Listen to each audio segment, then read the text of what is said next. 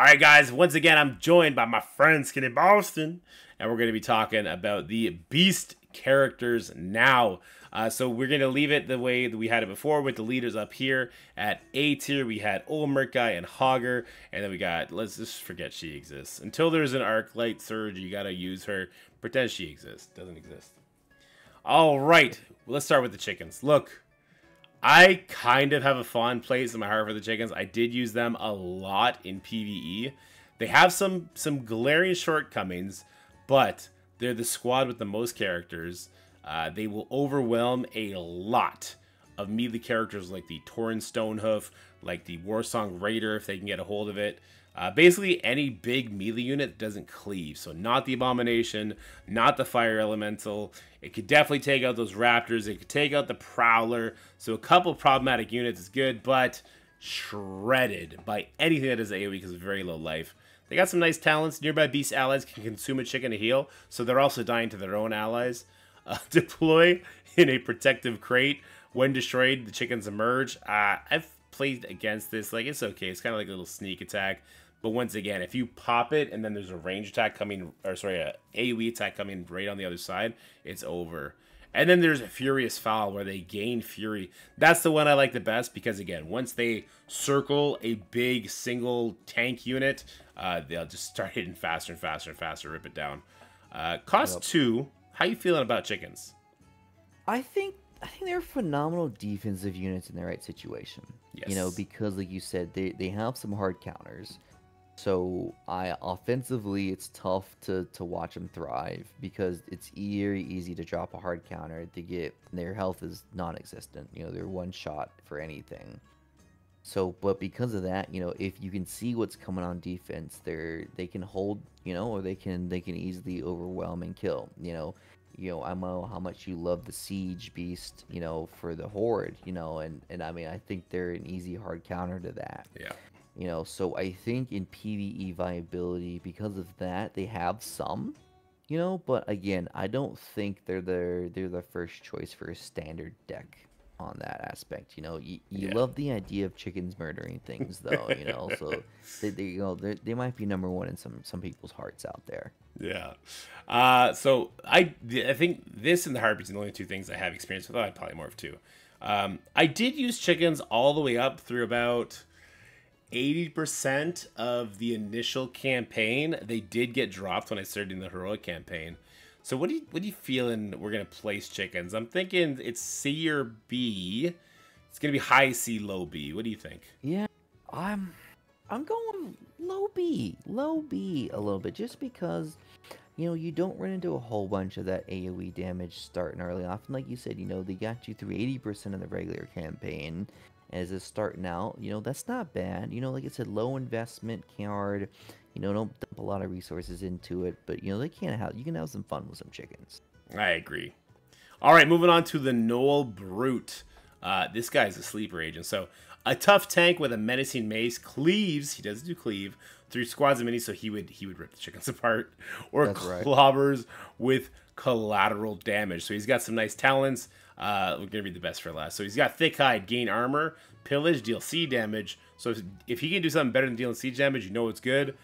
Reduce deploy costs by 1 and gain the cycle trait. So he becomes a 2-piece. That is clearly his best talent.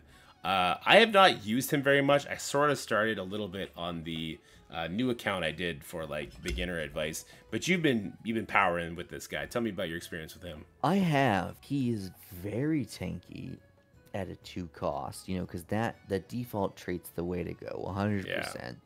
Very tanky at 2 cost. Has cleave damage, which is beautiful, you know, and it's decent damage. It's you're not nothing you're gonna snuff at, you know. He's a great tank. I think he's a sleeper agent tank even. You know, like I said, I do think he's a card that deserves a little more love, deserves a little more shine in my eyes. I think he's a shoe-in A tier. Him and Hoggard running together, those two guys could put in a ton of work, you know? And I definitely think A tier's a spot for him. Yeah, so when I first started, and I was telling people, like, I really like this Fire Elemental. I thought the Fire Elemental was the shit. It did a cleave. It was tanky. It cost 4. When I then like compare him and the Noel, and now that I can see the stats, big shout out to WarcraftRumble.gg, by the way, huge website, amazing resource. When I can see Check them these out. stats, yeah, check it out. When I see these stats side by side, and then I see he can cost 2, he he might be borderlining S. I haven't got to play with him enough yet, so I'm gonna take your word at A. At 2 costs, he might be a low S tier character when all is said and done. And that's the thing, it very well could be an S tier character, because there's one other man that comes to mind that maybe out tanks him at a low cost, because the majority of your tanks are going to be high cost, so he very, like I said, a sleeper A that could very easily be an S, I think, and so he's a great unit. Definitely check him out, everybody. Right on. All right, moving on to Harpies. This was my range character of choice actually going through the campaign. I never got the talent, which the whole reason I wanted them is because of a talent that I had for them. I never got to get it. I've sort of stopped using them because they do have a weak spot. They can just get ripped apart by some sort of ranged AoE, whether that be from a save pilot, from whelplings, from a dragon. Because they're melee, they get ranged down before they can get in there. The Murloc Tidehunters, the troll archer guy, the spear, he'll rip them apart too. But if these gals can get on somebody, like a melee character who can't protect themselves from the air, they'll rip them apart. So, Absolutely. a couple of interesting talents. The gain poison, I actually did pick this one up before I realized you couldn't swap until they were upgraded rarity. This talent, which I think is the best one, gain the minor trait, cost increased by 1. Now, it does make them cost 4, but if there is a full gold mine in front of you, kobolds aren't coming, and you need to take out this prowler before you start trying to get that gold, it's really beneficial. And then the talent dive, deal double damage on the first attack. I liked them. They were really good. They served their purpose for me, but they have been kind of dropped from now. How are you feeling on the Harpies? I like the Harpies a lot. I think similar to chickens, phenomenal defensive unit. Yes. Easy. I have very easily defended my base with just the Harpies. I disagree with you on the talents. I think the first double damage for me is what my preferred talent on them, but it's because I use them more as a defensive elite, and I let them hold down my base and kind of stay away. Again, like you say, very easy to counter, very easy to one-shot the whole group of them even. Like I said, they're not super strong, but I think because of that, I think I hold them in the same realm as the chickens as a B tier card. I'm good there. And would you agree that Harpies over chickens? For the flying aspect, I would say Harpies over chickens, yeah. And Right. just the fact that the chickens, a null brute would one swipe them chickens, null brute dies to the Harpies. Exactly. And at the end of the day, we throw either of these in the deep fryer, it's going to be good. Mm-hmm. The Murloc Tidehunters. So these guys, they're kind of like a mini version of the troll spear thrower that we were talking about earlier. So fast and cheap, great for supporting tanks and taking treasure chests, but weak on their own. So they do get annihilated. However, they do get a talent that can help out with that. They can deploy with a bubble that blocks first attack. They could gain 2 range, which is really good because their range is trash at 6.5 base. Or they could deploy with 1 additional Murloc. I think that's the one I chose. Not sure I would go with that one now. I might actually go with maybe the safety bubble, actually, because that'll get them that 2 range closer. They'll take the 1 hit, but there's 2 of them, so they start popping off. How you feeling on the Murloc Tidehunters? Not a great card, like you said, 2 cost isn't terrible for a range card, so you got to think of that, something you could put down. I do think they kill Harpies in a straight fight, so there is that to think about. But yeah, a very niche card, you have to protect them, or again, kind of use them defensively to hold you down the fort. But yeah, not the ideal card I'm putting in a deck, to be honest. It kind of, again, almost a niche feel, or kind of, putting in a deck just like if you're running a Hogger Cycle, for an example, you Yeah. throw it in there maybe just to blow through a cards quicker, so I think they're our first C-class card. C-class. I'm good with that. I'm good with that. Now we're getting to the spell. The only spell for the beast, but boy, is it a good one. We're talking Polymorph.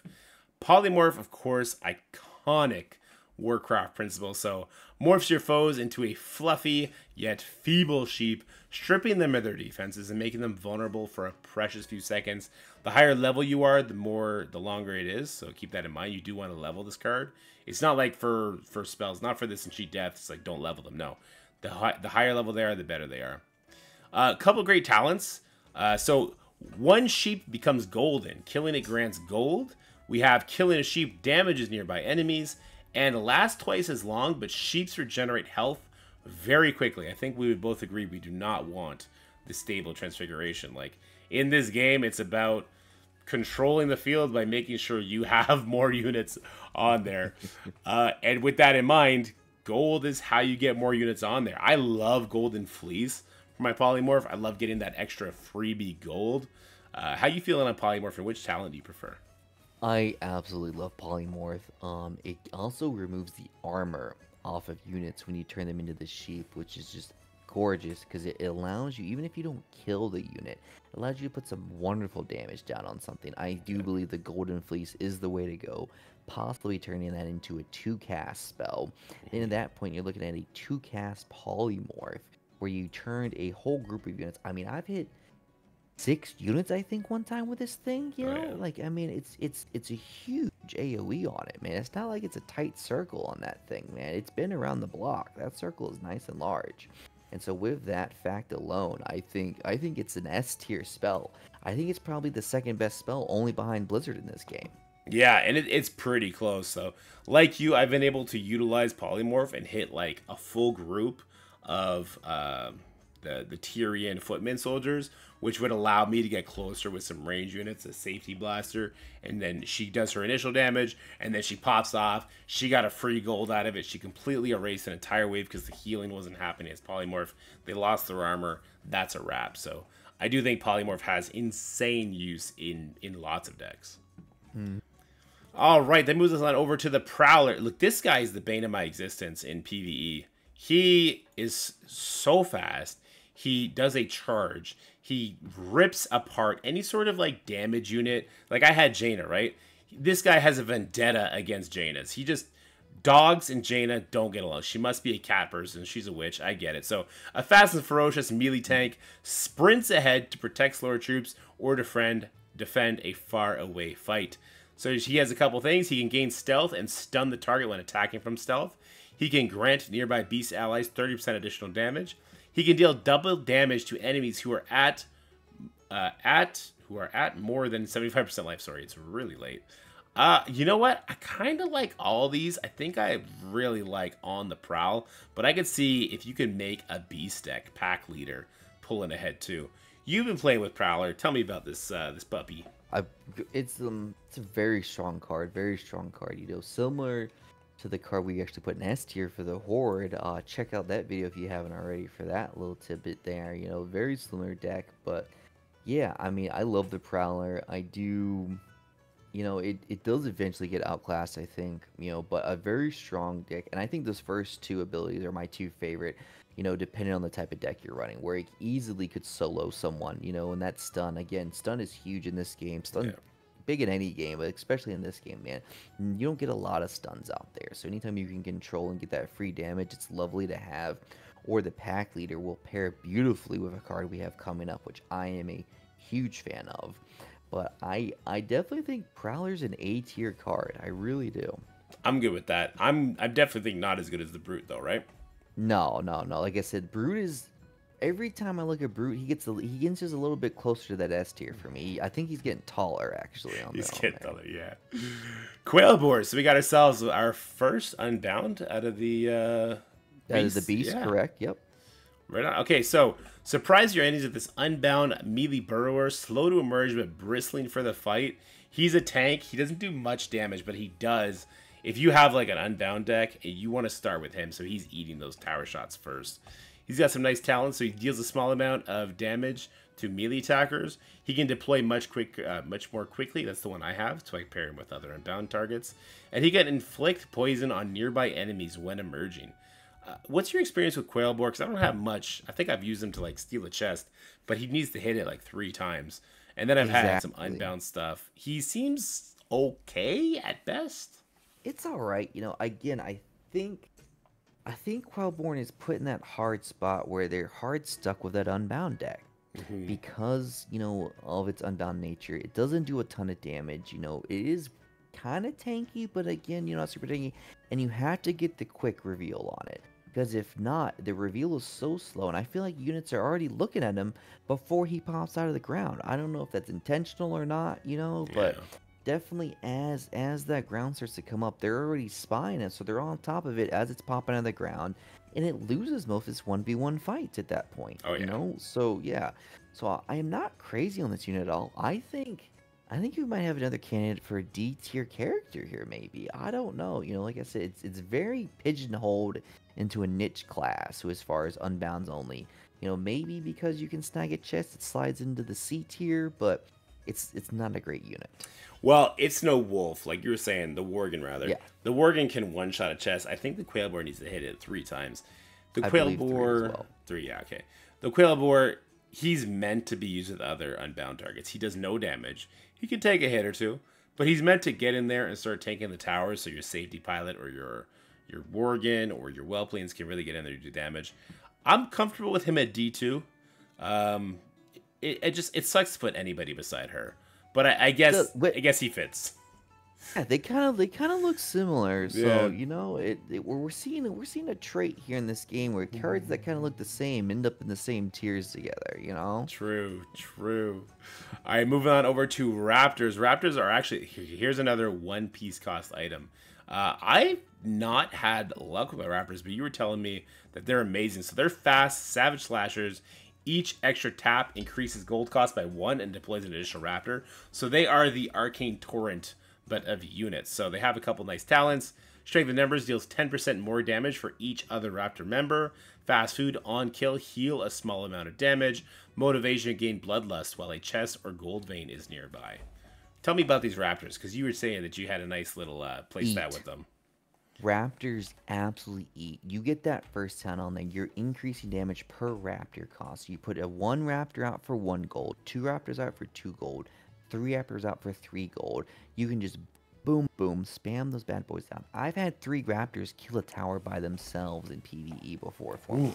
Those guys, yeah, you cannot sleep on the 3 raptor game because they are so fast and they attack quickly as well, and that with the strength in numbers, it's insane what these guys can do. I've absolutely loved those cards. You can even I like to do too. You can even slow play something large up there. Something that can take a hit, even a Hoggard for an example. Slow play something into that and just roll those Raptors in, and it's game over. I mean, they instantly swarm. As long as you're not getting hit with a Blizzard or something like a Harpies or something nasty like that coming in, those Raptors are going to swarm hard and heavy, and they're going to eat, man. You need AoE damage to handle them because anything else is going to not do you justice. Ah, yeah, I can see that. Like, they don't die to an arcane torrent. You would need to drop a No, blizzard to deal with a giant pack of raptors. So 100%. so that's a nice pull, and you can kind of limit it so that doesn't cost you Yeah, four exactly. gold. And that's the best thing. If you need a cycles or something else, you drop one Raptor for one, and you rotate off that card. If you need something else to roll through, I love it. I think they're S tier in my book. I really do. I Ooh. really love this card, man. Maybe I'm a lizard man, and the lady on the plane had it right all along, folks. We don't really. I don't know. I think you're simping a little hard for the lizards. I think you've been watching too much Jurassic World. I'm gonna give you A tier, and I'm gonna let you put it ahead of the leaders. But I can't give it S tier. I can't give it S tier based on the other things we put in S tier, just based on my I'll take it. experience. I will take it 100%. All right, now, well, maybe the Raptors were the bright spot we should leave off on. Let's talk about the Spiderlings. A squad of poisonous predators. Their venom will pierce armor and down even the mightiest tanks. Cap. Also, so they can explode on death, poison nearby enemies. They can gain frost. They deal twice as much poison damage. Yeah, they cost 2. How do you feeling about spiders? I mean, I'd rather have chickens. That's how I Yeah. feel about spiders. Yeah, me too. There's not much to I, say. Like, it's a squad of 3. They get one shot by anything, and they're slow. Like, it says the medium to fast, but it feels like they're slow. Yeah, you know, and I just, in any spot where I think I might want spiderlings, I'm choosing a chickens over it. Yeah. I think even with the poison damage, the only time I've seen poison damage really hurt me is if I just left spiders alone and let them walk to my base. Yeah. You know, and then they hit my base, and ooh, when you're punching up some of those levels, that can be a problem. But you put your miner, cobalt miner, in front of it, and the tower just one shots all of them before the miner dies, or the miner dies, and congrats, you know, the spiders are gone too. Yeah. So yeah, I mean, I think they're easy D tier for me. I agree. We don't got to talk much about them. And then we got the vultures. That's another 1 cost. The vultures are the spiders of the air, pretty much. A cheap pair of flying scavengers. 2 vultures are a nuisance, but each vulture victim adds to their flock. That's cool in principle if like they didn't get blown off course and just immediately die.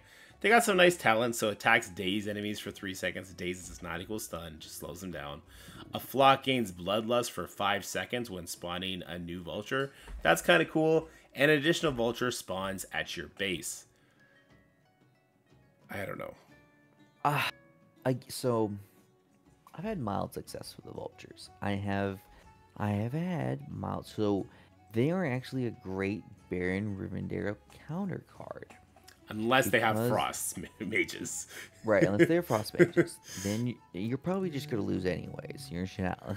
Yeah, yeah, and it's just, you know, they're 1 cost card. You know, I think they're the only true 1 cost card in the game, short of our sneaky boys there. The bandits, yeah. You know, yeah, the bandits. And the bandits and these guys won't even attack each other because the bandits are invisible and these guys are flying. Yeah. You know, so we can't even have a battle with those 2 guys to see who's the superior 1 cost card in the game. You know, like I said, they can do some stuff if, you know, defensively you use them. You know, it's a 1 cost, they're flying, so some things can't hit them. The damage is pretty low on them. If you get some kills, you can get a nice pack rolling, but again, it's a 1 pop and they're dead. You know, like you said, they're the chickens of the sky.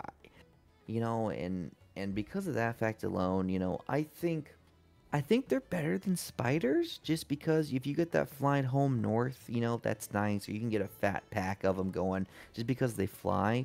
But I think it's a C tier just because they're not chickens and they're not spiders, you know. So we're gonna put them right in the middle. I'm good with that. They fly. They cost 1. They can be used to defend your base, similar to chickens, against like the big melee targets that don't do AoE or range damage. I like it. Right, but yeah, but the problem is they don't have enough damage on their own to really stop it because there's only 2 of them, you know. So you gotta put them with something else. So there you go. Yeah, there you go. Yeah, we really, like you said, we should have ended it with the Raptors, man. Well, you know, we had to give everything its due. All right, guys. So that's it for our beast tier list. Let us know what you think. We only have 1 Esty here, the polymorph, arguably the Raptors, but I can't do it. Arguably no brute, maybe.